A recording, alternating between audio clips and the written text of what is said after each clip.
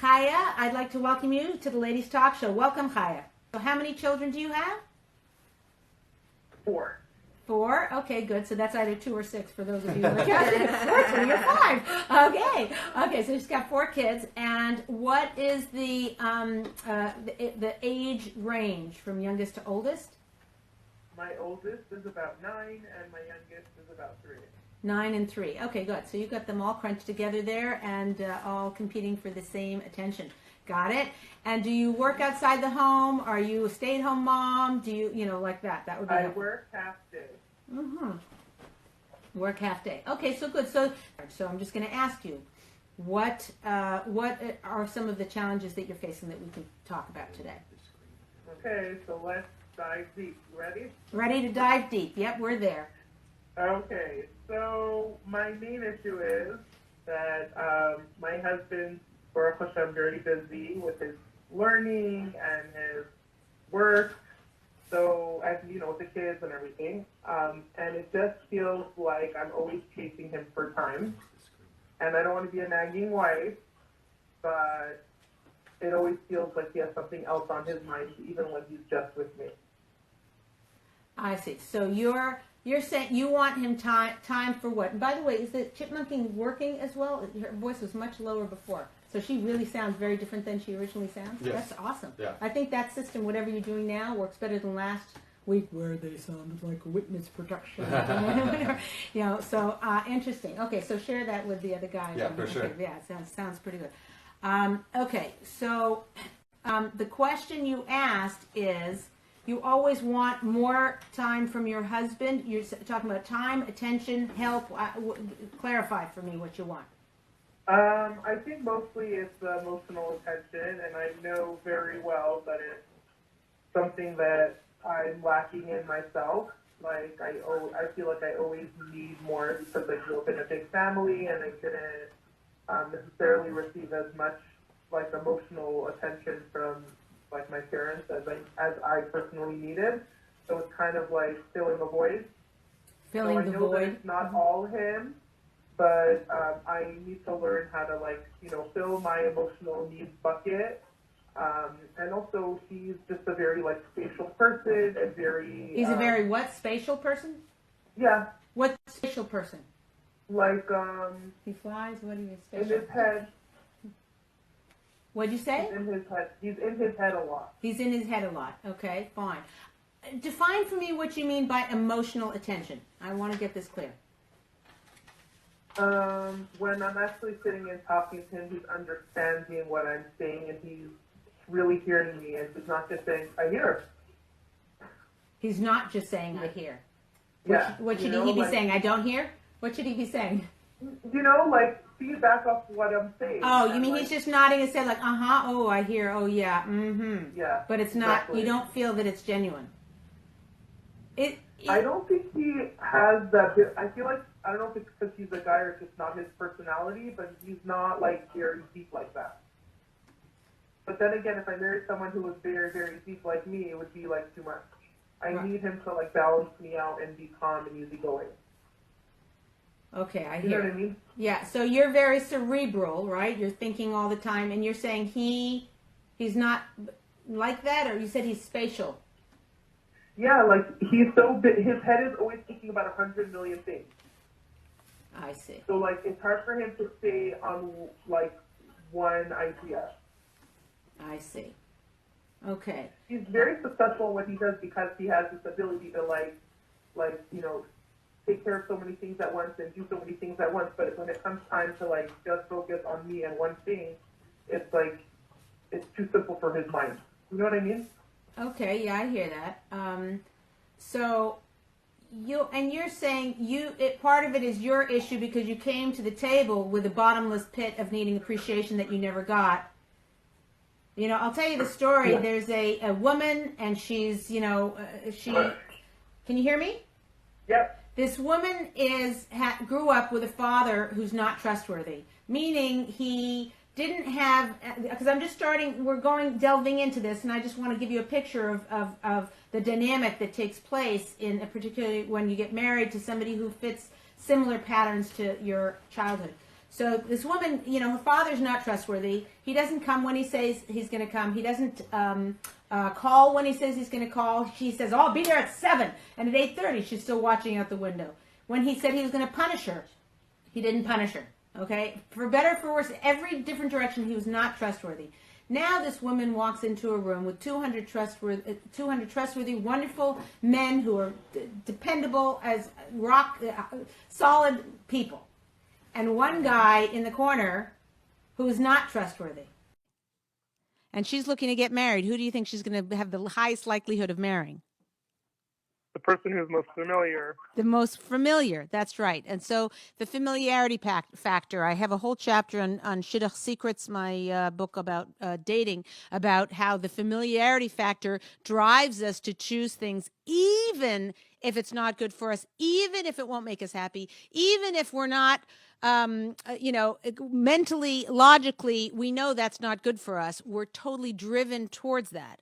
So what's the way around that for a single person? A way around that is to say, okay, number one quality I'm looking for is trustworthiness. When he calls for the date, is he coming? He says he'll be there at 7. Is he there at 7? He says he's going to call me tomorrow. He does call me tomorrow. How rock solid is he? Has he had 27 different jobs, or has he had 2 jobs in his life, or 5 jobs? Well, nowadays that you can't even judge that anymore because everyone changes every 10 minutes. But, has he done stable things? Is he a black belt in some, martial art, or is he, finished shots? Whatever it is, has he done something and stuck to it for a long time? Okay, tick. He's trustworthy. He's a potential partner for me to marry. Fine. Now, that's where it plays when you're single and you're looking. After you've married a guy who's already familiar in the ways that maybe are not healthy for you, what do you do about it? So then it's to understand what are your past dysfunctional patterns that aren't working for you. Okay? So in this case, we're just going to be looking at, you had a childhood where you didn't get the... Hello? Okay. Yeah, I hear you. Okay. I think that was weird with the teleconference. I think we had a pterodactyl land on the tower. I don't know what happened. So anyway, when you have this pattern and you're married into a situation where you did not get the attention you needed, and now when you're a child and you don't get the attention you need, there's a sadness that developed, and that sadness becomes very familiar. It becomes part of who you are, part of your identity. And Right. when you get married and your husband does that same thing, whether it's good for you, whether it's healthy for you, whether you're happy about it or not, that familiarity factor can play a huge role in it. So what we're going to look at today, and hopefully we can accomplish in our phone call, is to understand what your husband's role in it is. Can you see my hand on this, or am I off camera? I talk with my hands. You can see this? Okay. Well, your husband's role, otherwise I'd have to go like this, and that would be annoying. Okay, so your husband's role in it, and your role in it, your childhood and your role in it, and how we can improve this, to improve how your childhood, to go back and heal something there for you, to figure out what you can do to get yourself, like you said, self-healed and self-attention, and what your husband can do so that you can feel his attention pouring in, and how he can increase the amount of attention he gives you. Does that sound like a fair plan? Sounds great. Okay, great. So let's start by taking a look at the part of you that grew up. So let's just put you into, you're 11 years old and you're at the kitchen table in your house, and describe for me the balagan that's going on. I mean, where is the is your mother there, but or your father, who, there, but they're not paying attention to you? Or are they are they off doing communal work? Are they not home at all? What is it? So basically, it's my mother feeling overwhelmed with a lot of little kids, typical scenario, but she's just so busy with the work, the cooking, the cleaning, the this, the that it's forgetting who these children are and what their needs are. Not more than just their physical needs. I see. So I know my mother did her best, and I don't want to have to show them accuse her of anything. I know she did whatever she knew how to do, coming from where she came from.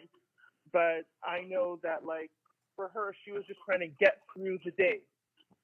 Mm-hmm. And She was that trying to meant food survive on it. the table, the house looks presentable, things like that.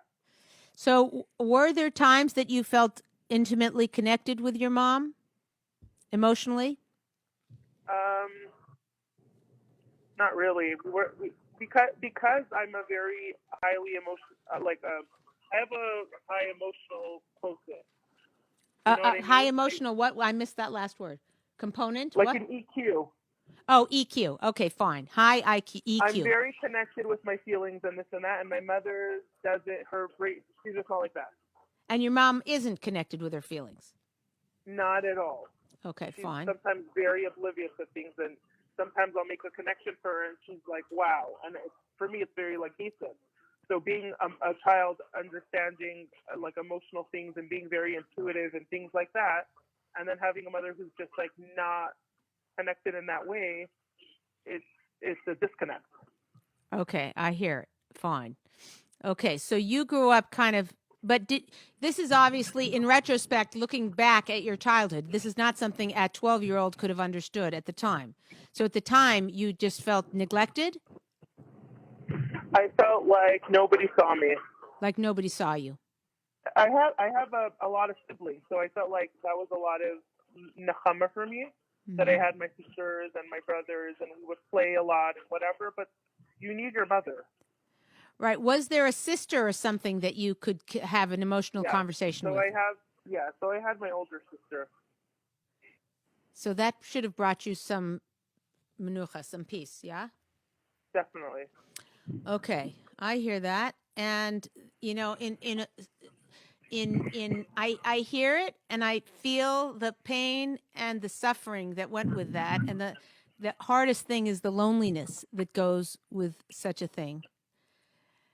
Right. The thing that is most crucial for healing that era of your life, and this is from our sources, is recognizing, for better or for worse, and yes, it was painful, but Hashem was the one who set that circumstance up, not your mom, not your dad, not any other thing, but Hashem felt, he saw your neshama and he felt this is what you need to maximize your potential on the earth. And these are very annoying things to hear, so I recognize that as I'm saying it, but Right. so I don't expect you to makabel that right away. But I want you to know that I came to this point that when I really like dug deep and I thought about why is this a challenge in my life and what am I supposed to gain from this, right? When did you do that? So You mean as an adult looking back, or yeah, good? when I like revisit like who I am as a child and what as a mother I would want to tell that child, how to comfort myself. Um, I know that my job now, like I work with children, I feel like I'm able to understand them on a different level because I still very much feel like a child inside of me. Sarita, are you hearing this? Is that the most gorgeous thing? Yeah, really, It's really. gorgeous, gorgeous. Yeah, and that's the most healthy, potent, and powerful way to go with that, which is that understanding who it grew you to be in terms of your ability to be compassionate and empathetic for other people. And you know, God can give you a lesson, and you can take the opposite, which is bitter and angry at the world for not giving you what you needed as a child. Or you can say, huh, that created in me a particular ability to be there for other people. And that's really, you should just know that from a Torah perspective, Hashem is looking down on you and saying, "You go, girl. You go." That's great. That's Right, awesome. but I still have my bitter side, which is I why I hear. can't let go of it. Which is where what? I still have my bitter side, which is why I can't let go of it. Why you can't let go of it? Yeah, no, I'm not. And I I don't feel know. like it manifests so much. Like even like when my mother comes for Shabbos or I go there for Shabbos and she's still busy, it hurts me every time. Or when she's not busy with her grandchildren, it takes me back to that. You mean she's busy doing the dishes instead of giving a cookie to a grandkid or something? You mean? Yeah, just sit. We're here for Shabbos. Just sit on the couch and schmooze. Like, don't You don't have to be cleaning so much. And it's not like she's like an OCD type of person at all. It's just like that's what she knows how to do, so she does that. You know what I mean? I hear.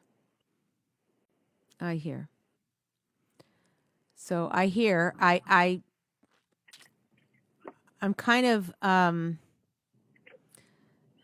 And I do feel like this is, sorry, just to continue, Yeah. I do feel like all of this, since it's like a show and bias thing, I do feel like all this is overbearing. It's too much for my husband. I can't make him fit that role for me. Like, he can't be my mother. He has to be like a normal husband. So what's the balance of like him giving me, and I know he could give me more, but at the same time, how do I fulfill my own needs? That I shouldn't expect it from other people, because the goal is to like help fix myself. Right. So I don't know if the goal necessarily is to help fix yourself. It's to heal from the pain. And when the pain is, when it's an opened wound and you see your mom ignoring your kids or not being there for your kids or not connecting, it's failure to connect. You know, when you see that in your mom, you know, that's like rubbing salt in the wound. So I totally hear. I relate to the pain. I feel the pain that you're I understand the pain that you're feeling, and that's a big challenge. Have you thought about the fact, you know, sometimes turning a upset into compassion often works. Is that possible for you to do with your mom? In other words, you, Right. Baruch Hashem, you have the capacity to connect with other people. Your life is infinitely more satisfying and what's the word I'm looking for? You know, connected and joyful and intimate and real and there and present in the present moment. I mean, you have so much by your ability doing that. And your mom, unfortunately, has spent whatever it is, decades and decades or her whole life. She'll never have 1/100th of that feeling of menucha or serenity that comes from connecting with another person.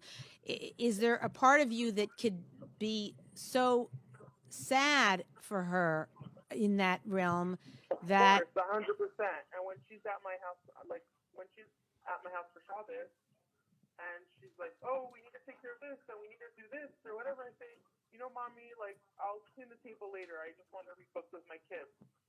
And then she pops it. I don't say it in a way like, obviously I say it in a nice way, but I'm saying she sees that I'm very different than the way she raised her children. and that is that And like a one-upsmanship or that's me, I know she never told it to my face. She says to my face like, "Wow, you know, your kids have so much self-confidence," and things like that. But she's told my sisters many times, like, you know, Chaya's the best. I was about to say my own name. Chaya's a really good mother, and it's very unlike her to say something that emotional or like connected. That's fantastic. So, but it's funny to me, like even like she can't say it to my face. It's hard for her. She doesn't know how to like connect like that. right. So I had a student maybe about 6 or 7 years ago who had rage at her mother and anger at her mother. And when she realized how much more she had in her life because she wasn't, you know, self-centered like her mother was, and she wasn't selfish and put herself first, and, you know, if there was one chocolate, her mother would eat it all instead of splitting it, whatever. A lot of, you know, crazy incidents that she discussed about her mother just never feeling like her mother valued her as much as she should have, or whatever it was. She had all this rage and anger. And when she recognized that what a limited life her mom had in terms of almost her mom was handicapped, if you want to say it that way. You know, her mother had the capacity only for so much in her life. And yet the daughter, who was so angry, really had a beautiful life. She had a real connection with her kids, real connection with her husband, starting with her husband, most important, and real connection with her kids. She had a couple of really close friends that she had gone through school with, and her mother had none of that. Her mother was kind of like because her mother was so selfish. Her mother was, 30 years older than her or whatever, and living a very, very isolated life, going to the grocery store and coming home and, not doing anything. And she began to have a complete rahmanas for this woman who she had so much anger for. And what shifted that is understanding, how the way her mother was we reap what we sow. And her mother, had sowed, so she wouldn't want that life for $1 million. So that helped her with the anger. I'm not sure if that can help you at all, but the one thing is that it is somewhat gratifying that if she says that to your siblings, that you're a great mom, that there's part of her that wishes she was more like you, but just can't be. Have you ever had a conversation, and then we're going to go on to Shalom Bias now, but have you ever had a conversation with your mother about this exact topic? No, I could never. But I do tell her. Chaya, we can't hear you. We can't hear you. Suddenly there's a lot of distraction going on. It's clicking. Could you hear me? Now it's perfect. Yes. So have you ever had that conversation with your mother? So I could never have like a very straightforward conversation like that. But I did, like, when she does play with them, I say, like, wow, Mommy, it's so nice and special for me to see you play with my kids. That's terrific. So, Leah, how does this translate to her husband? That's where I'm going to that. I mean, it's really nice that she's going to fix her mother, her things with her mother, but I think I don't know, I feel like so many of us are dealing with probably similar, because we all have baggage that comes from our upbringing, and then we bring that baggage into our life, and we bring that baggage into our marriage, and we expect our husbands to fix it all, to be, the perfect fix to that problem. So even if we can't fix our baggage, how do we... Great. Fantastic. Yeah. Segueing into what I was just about to get to. Now, so the issue is, in terms of your mom, because of the emotional baggage and the history that you have, until you get this healed with your husband, it's likely means that you need to have your mother at Shabbos less and go there less. How often are you going there now? Like once a month, maybe. And how often is she coming to your house? So it's usually that. It's like it's either she comes to me or I come to her, but no more than once a month. Not even like sometimes it's more than a month. But like she was just over for Shabbat, and because my husband was out of town, and it was really painful for me.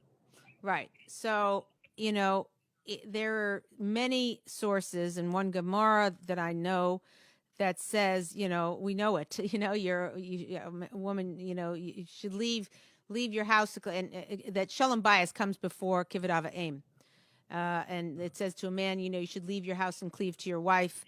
So your relationship with your husband he's even closer to you than your blood relatives, and so that takes the priority. So whatever triggers your mother sets off in you about emotional neediness and the recovery time from after she's there, and the pain is lingering, if that's affecting your Shalom Bias negatively because you're demanding more of your husband because it triggers all these emotions, you need to see your mother less. So everyone's like, wait a minute, Kibbud Av V'Em, you got to honor your parents. That's like one of the 10 commandments, whatever. Fine, as long as it doesn't interfere with Shalom Bias. And to the extent that it does is the extent you need to distance yourself. This is definitely a shaila for a Rav. How often, depending on what your mother's status is, if she has other friends, if you're the only daughter, if you're the only kid that can take care of her, if there are other people who can take care of her. So there are many factors that will play into this. But you're being affected so negatively from that interactions.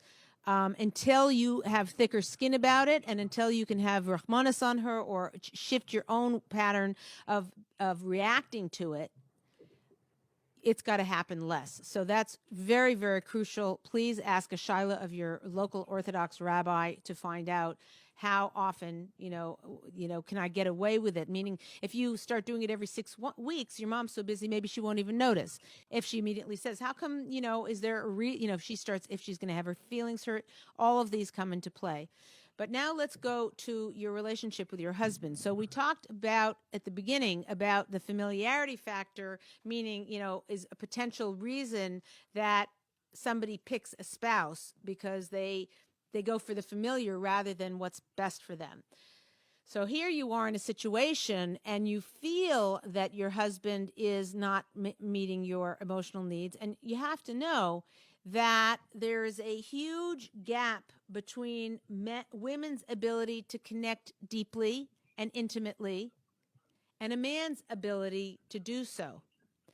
For a woman, it's a natural breathing exercise. It comes completely naturally for most women. There are exceptions, but for most women, we want to know, we take an emotional, we walk into a room and we can take an emotional read of what's going on that is completely oblivious to a guy, okay?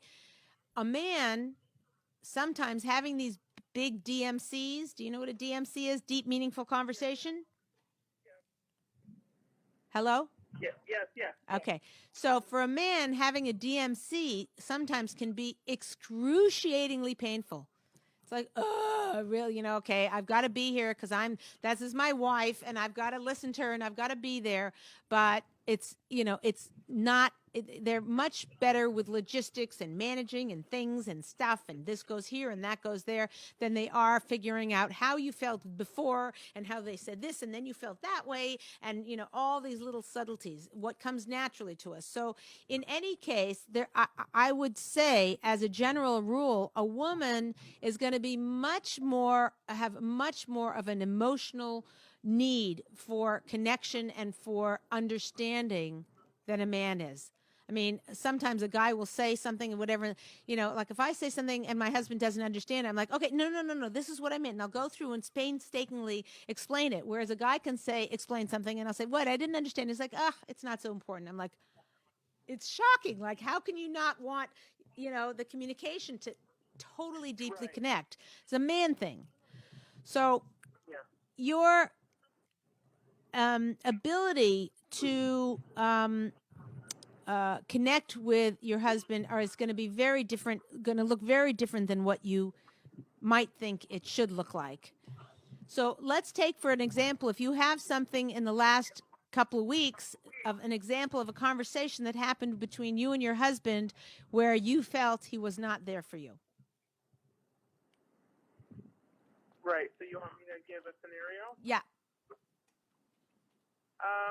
It's just really that he comes home and he's already tired, and then he has more work to do on the computer. He's busy answering phone calls. It's just like, hi, hello. So you're not talking about necessarily that you're having a deep conversation with him. You're talking about plain old attention. His attention. Pardon me? I'm going to throw this right. We need a crash noise. Did we find a crash noise? There we go. Okay. So say that again. That I'm saying even just getting his initial attention is hard. Okay. How pleasant is it if you were walking into to you, right? Let's say you're home and you're getting everything ready and the house is flying and this one's getting a bath and the dinner's burning and the phone's ringing and whatever, and a million things are going on. The principal's trying to reach you because one kid did something and you need to figure whatever. So, and if let's say you're home doing that and then you pretend you're coming home to that. Is it a welcoming environment or a treacherous, scary environment because you don't know whether you're going to get snapped at it or not? Explain that to me, just so I just get a clear picture. Be as straight as you can with this. Usually he comes home a little bit later, like the kids are already mostly in bed. They might still be up, but they'll give him a kiss and say goodnight, and the house, it's already after the storm. After the storm. He comes home after the storm. And Pretty much. does he like run his own business or something? Is that where the exhaustion's Yeah. coming from? Yep. Mm-hmm. Do you ever have times when he isn't, where you do get that Sometimes, attention? like on that note, like he's Baruch Hashem very successful in what he does, and I just felt like if he like he put so much focus and attention into it, and it makes me feel a little bit jealous. Like put like 10% of that into me. Mm-hmm. Is there a time when you have been? Are there times when you do get the attention that you crave? Yeah, when I like mentally tell him like tonight I need your attention. We must put away our phones together and have tea or whatever. We're very good about like going away together and getting a babysitter for the kids. How often do you do that? I don't want to make people feel jealous, Marla. I'm kidding. I hear that. No, I'm joking. No, it's we true. go out for sure once a week, like on a date night, and Okay. then I would say like once every 2 months we do a little like overnighter type of thing. That's terrific. Good girl. So, and you're saying the once a week connection isn't enough. Or in that once a week, do you feel heard and connected and attended and attentioned? So yes and no. Yes, while I'm in it, and then like when you like get something and you're enjoying it so much you don't want to let go of it. Yeah. It's like that. You mean you have After I felt it, I feel like I want even more, and it's just like, wait, I just gave you attention. Like we should be good now. So it's kind of like he's giving you attention, but there's a hole in the bottom of the bucket. Exactly. Yes. Mhm. Mhm. Yep. So that's my thing. Like I know that a lot of it is not just him, and I need to like mend my holes. But I also know that he's just very distracted. Right, So but you're that hurts saying me you too, are I feel like I'm still chasing after someone's attention all over again. right, but And I tell him, I know this isn't all you. This is how I grew up.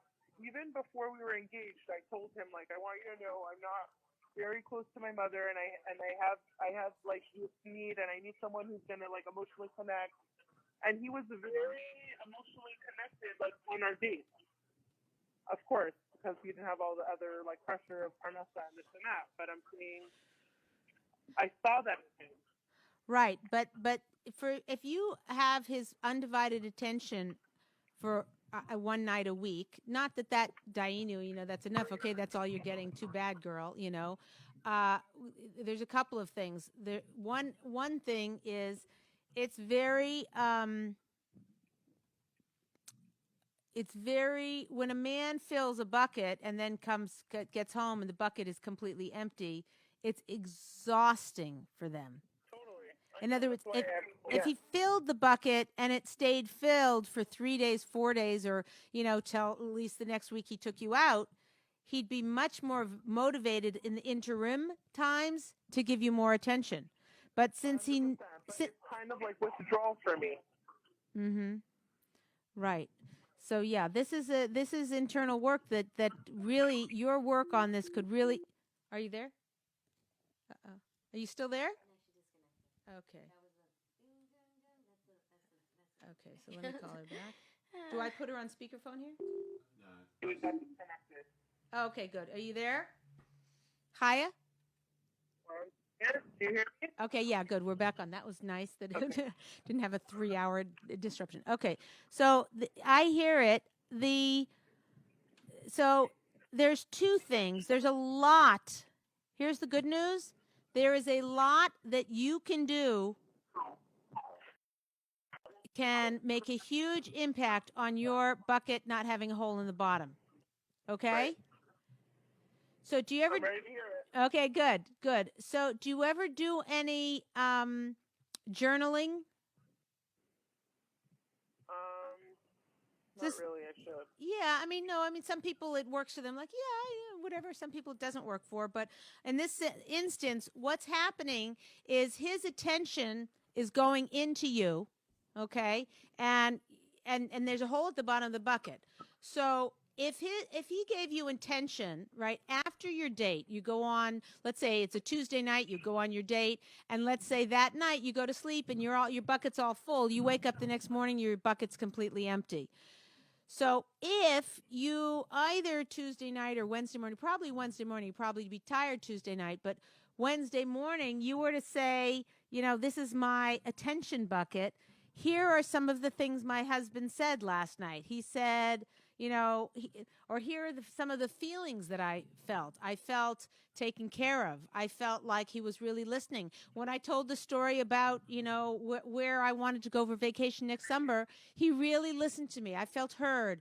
When I told the story about how my mother had neglected me as a kid and I felt really badly about it, I felt like he really was listening and said some really nice comments, such as, he's sorry I had to go through that. He would have rather it been him to suffer rather than me suffer.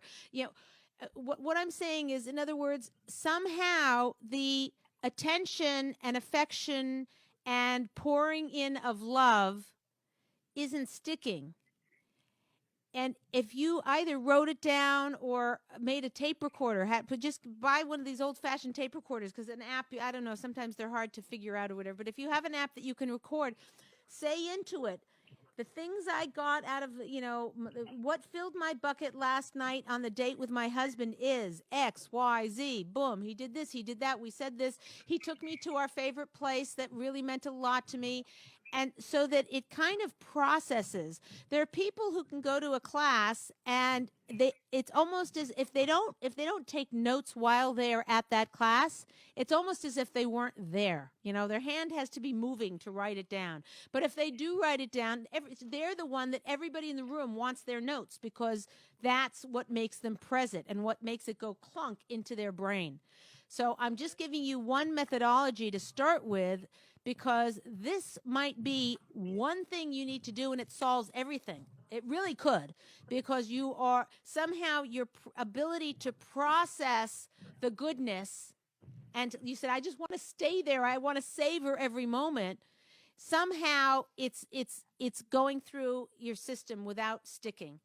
Writing it down, either writing it or verbalizing it into a recording, whatever's easier for you or whatever is going to be most effective for you, is one way to sort of cement it in place. It could be you never revisit that, or it could be on Wednesday, Thursday, Friday until the next date you are revisiting that to have it sink in. And at the beginning, maybe that's what it's going to take for it to really, really line the inside of that bucket with, they call it pitch. What's pitch? Is pitch tar? What do you know what I'm talking about? Huh? It's tar. Like it's lining the inside of the bucket with tar so it doesn't all slide out. So that's something very, very powerful and physical and an action that you can take. And here's the issue with it. It really might work on its own, but you have to understand the way God runs the world is that you daven for something. God, please let me feel loved by my husband. Please let the attention, all the attention he does give me, maybe I feel like it's minimal, but he does give me some. Please let it stick. Please let it cleave to my soul and let me have the satisfaction of feeling that love and attention that I crave. And now that's your davening, and you have prayer, and you have hishtadlus, your actions that you take. So you have your prayer of that, and your actions are to line it with tar paper by writing it down and making it real for yourself. So that's one very powerful tool that you can try. Another thing that you can try, when your husband is quote unquote ignoring you, he comes in, he's got this email, he's like, okay, So, get in line, take a number. This is like every woman's complaint, that their husband is out to lunch. And we are more distracted now than probably any time in history, where there's a million different things flying. We got emails, texts now, Instagram and Facebook and whatever, all the things, and people knocking at the door, and the old-fashioned phones. I don't know if anybody has them anymore. They're all ringing at the same time, and faxes are coming in to sell us things. I mean, we are completely inundated with stuff. And your husband, to be able to concentrate and focus on giving you attention is hard work. It's, as we say, it's a lot easier to tidy a closet than it is to tidy a relationship. So for him, getting stuff done and ticked off his to-do list, and if he makes a phone call and says, "Oh, order 200,000 more widgets to sell in Iowa and ship them there tomorrow," well, that's very satisfying because he just made $42,000 or whatever. I hope olive eye for you, but I'm just saying, it's very satisfying for you to say, I'm upset about such and thing, and I don't know what to do about it, and it hurts me, and it's messy. For a man, it's messy. And so you're asking a lot of him. We ask a lot from our husbands. The more we can maximize what they give us and expand it in our own eyes and receive what he's giving, the more he'll want to give. So Rav Moshe Gerda Vero gives over that all bracha comes from Shemayim, from God, through the husband into the wife. The more the wife receives it by saying, "Thank you, I got it," the more blessing God will give him. So when your husband is giving you all this attention and taking you out or on an overnight or whatever, and it doesn't feel like it's ever being received, there's no, what can I pound on? There's no there. It's just going, it's like pouring a bucket of water into ground where there's no water left, that feeling is so unsatisfying for anybody, but particularly for a man who's trying to give to you. So you, in a way, you owe it to him and you're obligated to him to savor every drop of attention that he gives you needs to be seen as solid gold in your eyes.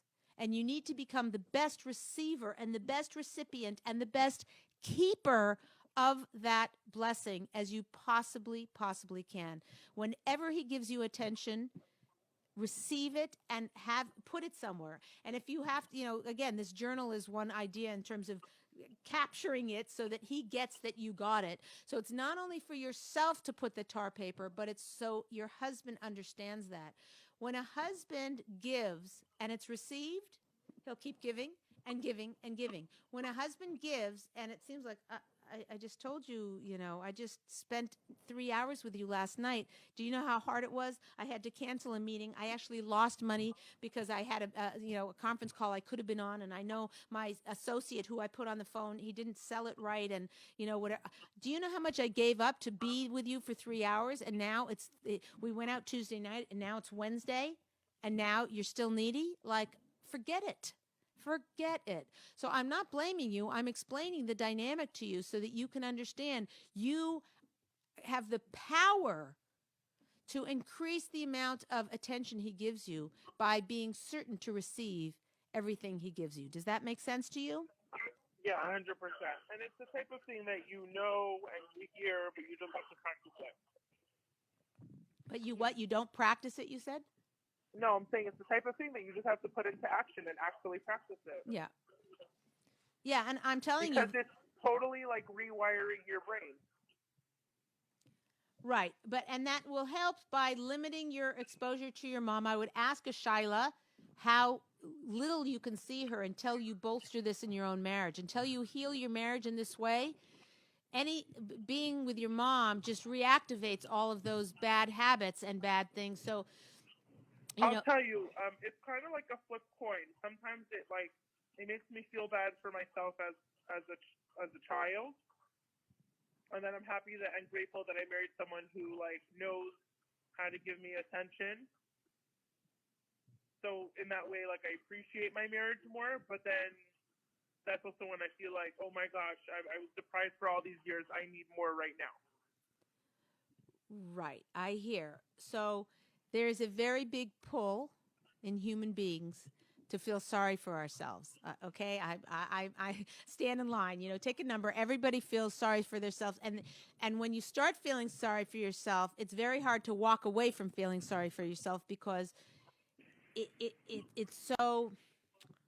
There's so much juice there. It's kind of like, yeah, woe is me, and I had it so rough, and I walked to school in the snow both ways uphill.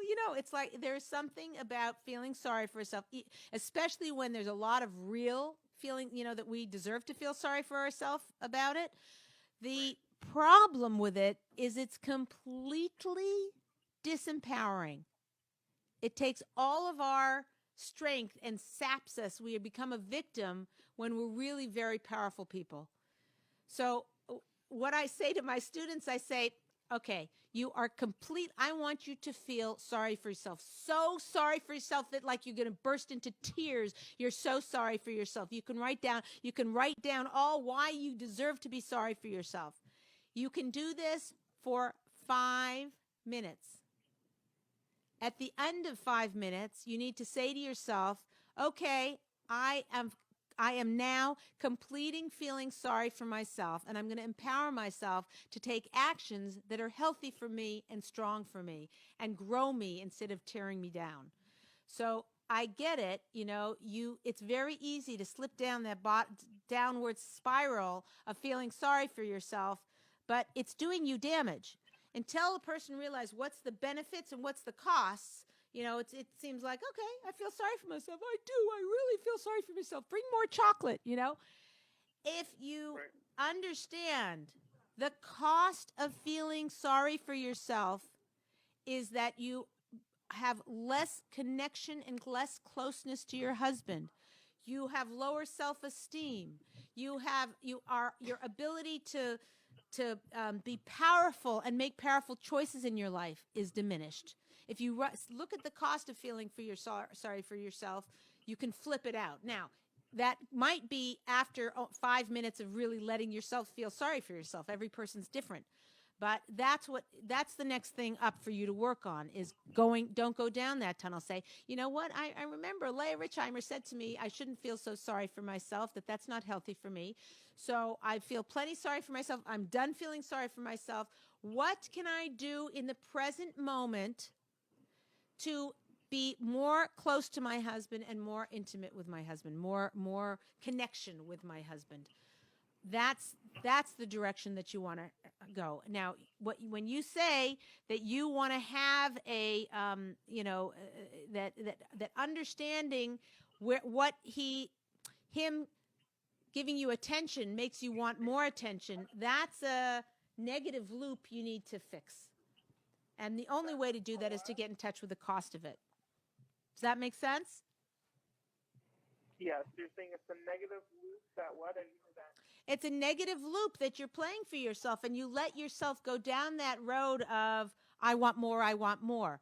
If you get to the place where, you've had your 3-hour date and you're home and the next morning you feel like that just whetted my appetite. I want more attention. Say, no, no, no, no, no. I'm going to get some tar around the bottom of this inside of the bucket. I'm not going to let that slip out. Pull out your journal and start making notes about what you got. Don't let yourself go down that road. The difference between information and an insight is an insight will almost happen by itself. I doubt whether the next morning after a date, when you're starting to feel like you want more attention, I doubt that you're not going to be able to think, ooh, how come I need more attention after 3 hours of getting attention? I need to put some tar inside my bucket. Make sense? Yeah, thank you so much. Yeah, that's great. Leah, can I ask her a question? Yes, but also there's something wrong with the sound, Chaya. It's all clicky now. It got worse, the connection. Okay, Sarit, go ahead. Chaya, you mentioned that when your husband comes home, he's distracting, he's not giving you attention. Are you not spending any other time with him during that evening? Are you doing dinner together? Is he distracted during dinner? Is it like the rest of the night he's distracted, or right when he comes home? So I'll tell you, like, it used to be sometimes he'd come into the house and he'd still be on a phone call, and that really, like, bothered me. So I would tell him, like, finish your phone call in the car when you're ready to come into the house, like, come in the house. I felt like it wasn't, like, respectful. Right. So he started, like, I see him in the driveway, like, in the car for the next 20 minutes, and then he comes in. But then that way he's able to say, like, hi, how are you? You know what I mean? Without, like, being on the phone. So that made a difference for me. Does that happen every day, or that happens once a week? So he's not on the phone anymore when he comes into the house. Like, he knows now. Right, but I'm saying, does that make him 10 minutes or 20 minutes late every day? He's sitting in the driveway every day? His schedule's never the same, so I wouldn't have known when he was supposed to come home. Like, some nights he doesn't come home till 10. Mm-hmm. Okay. Did that answer your You question? Yeah, know, no. like So it's they're not. just, So you're saying you're not doing dinner together. so yeah, I don't usually eat dinner with him. I eat dinner before because I can't wait till he comes, but I'll sit with him and I'll have my cup of tea. And when you're sitting with him, he's not paying you attention. He is, but his brain is already fried that he's not really there. So that's something that can be worked on. Again, once he gives you attention and you receive it, because right now he's giving you attention and you're not receiving it, which is possibly the most challenging, frustrating thing a man could ever do, because what he wants more than anything in the world is to give to his wife and have his wife receive it. And when he's giving you all that attention and it's going nowhere, like it's a bottomless pit with a hole in the bottom, that's causes a level of anxiety and avoidance and upset, deep spiritual upset in a man. So once you fix your hole in the bucket better, as much as you can, really as much as you can, once you fix that better, then you will find all these other little times that he possibly can give you a little attention and affection. He himself is going to be more motivated for that. You hear that? Yeah. Yeah, and you'll watch it. This is a try this at home. But again, from our Masorah, from our traditions, you can see that it's a very clear path. I totally get how you landed up being how you are. The fact that you're self-aware about it, the fact that you understand it, the fact that you're willing and able to admit it and to work on it and to own your own stuff.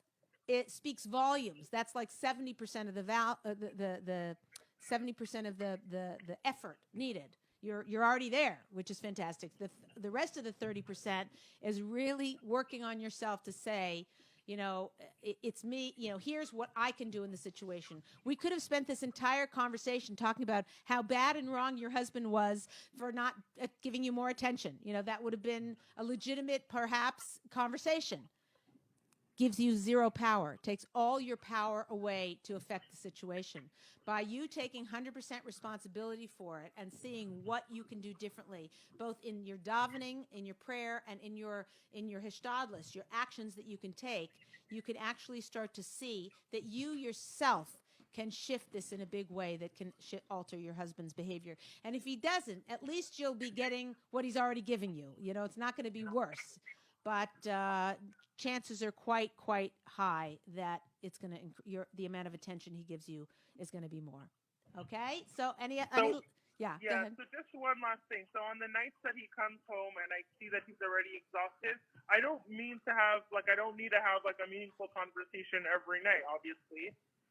But just like the time of day, when you're in college classes, they teach you no matter how tired you are, you need to save some emotional or physical energy for your husband. That's just a part of what it is in marriage. And I just feel like when he comes home so busy and his mind is already done, he left no energy in his mind for me. Okay, so I hear that, and that is, I wouldn't have that conversation with him now. Practice putting tar in your bucket for about 3 weeks, 5 weeks, maybe a month. Think of it as a month. So whatever today's date is, add 30 days. For that month, just add more tar. Don't make any further demands of him. See how things shift in that method, doing that method, and journaling and whatever you need to do to tar up that hole and see your mom less, perhaps. Ask a Rav about that. But now, at that point, in about 5 weeks from now or so, you could have a conversation with him and say, I'm a pretty simple girl. Well, who's simple? What girl is simple? Nothing. Okay, forget that. Don't say that. say, listen, I do realize that, if a kid comes home from school and I don't give him attention, how was your day? What happened? Can I get you something to drink? If I spend, 30 seconds interacting with a kid, they spend the next 4 hours entertaining themselves, getting their homework done. Maybe good luck with that, but whatever. They're good. If I don't give them that 30 seconds, they're badgering me the entire night. So by the same token, if you could give me concentrated, 2 minutes, like you walk in the door, you do whatever you get the first 20 minutes off the hook, do whatever you need to do, relax, exhale, take some, eat your dinner, whatever it is. No, he probably wouldn't be able to relax and eat his dinner in that time, but whatever, you figure it out, what logistics that work in your house, and say, after that, maybe after dinner, before you're going to sit down at your computer, if I could have 5 minutes of you of real real attention or something like that. By then, hopefully he'll be able to hear a little better because he won't feel like he's pouring his attention into an empty bucket or into a bottomless pit. Make sense? Yes, thank you. Chaya, we would love to hear if you can call one of my staff members. Can you make a note in 5 weeks or so to contact Chaya? We would love to hear you back on the show. Just get a 5-minute update, how it went, what progress you made, what challenges came up with it. We'd love to have you on. You were fantastic and really, really appreciate it. I think this is an issue that a lot of people are dealing with, and we appreciate you bringing it to light and being as awesome as you are. Can I give you some Thank you. Can I give you some homework? Definitely. Okay. So your homework for this is to one time between now and next week, after your husband gives you attention, to thank him with a full heart. Now, that's made easier by doing journaling and concretizing it in your head. But even if you don't feel it more different, you're thanking him, because when the blessing comes from your husband, when the attention comes from your husband, you're thanking him is what lets him know that it was received. That's your homework for the week, okay? I already do. I do that. I'm very good with that. Fantastic. You're very good with that about the attention he gives you?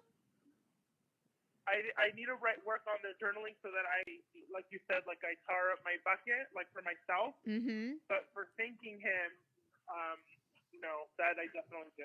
Well, that's great. That's 3/4, well, at least half the battle. So that's fantastic. Okay, very good. Thank you, everybody, for joining us. This is Leah Richheimer for the Ladies Talk Show. We'll see you next week.